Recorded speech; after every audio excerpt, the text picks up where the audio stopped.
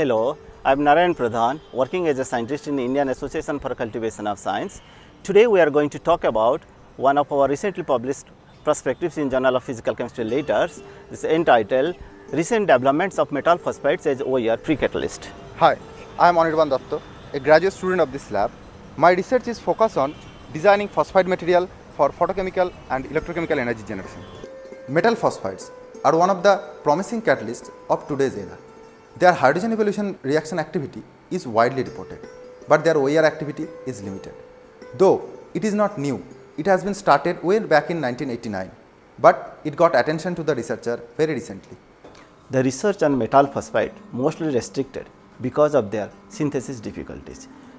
Being a synthesis group, we took these advantages for designing different metal phosphides. Among different methods, we adopted the ex-situ phosphine generated method for the synthesis of these materials. The advantage of this colloidal synthesis route is, in colloidal synthesis, you can have a better control over shape, size, phase of the nanocrystal, which are important part of catalysis. In a country like India, where many other phosphorus sources are not available, in this case, this ex-situ mediated phosphine generation provides us the opportunity to explore the material in a cheap, economical way. We synthesize metal phosphide in phosphine mediated methods where calcium phosphide treated with HCl gives a phosphine gas, and that phosphine gas has been forced to the metal salt, and as a result we get the metal phosphides. The flask contain calcium phosphide. Now HCl has been injected. Soon after the phosphine gas is generated. As you see, here is the phosphine has been carried out by argon and it is bubbled in the cobalt chloride solution. As a consequence, we get the cobalt phosphide.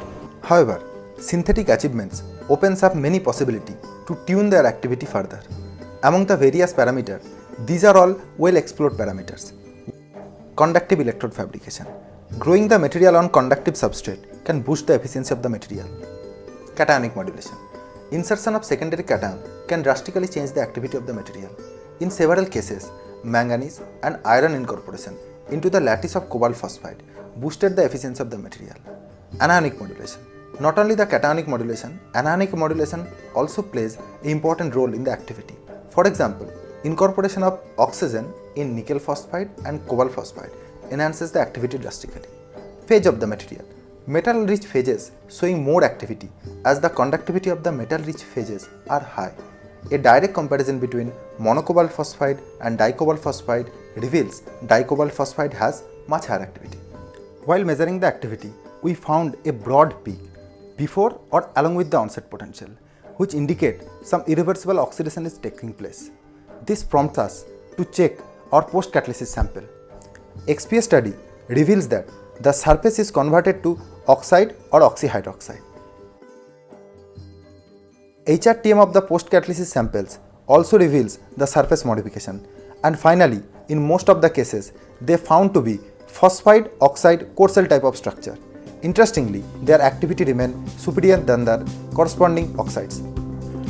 When we look at the future of these materials, our target would be designing new metal phosphides with superior OER activities.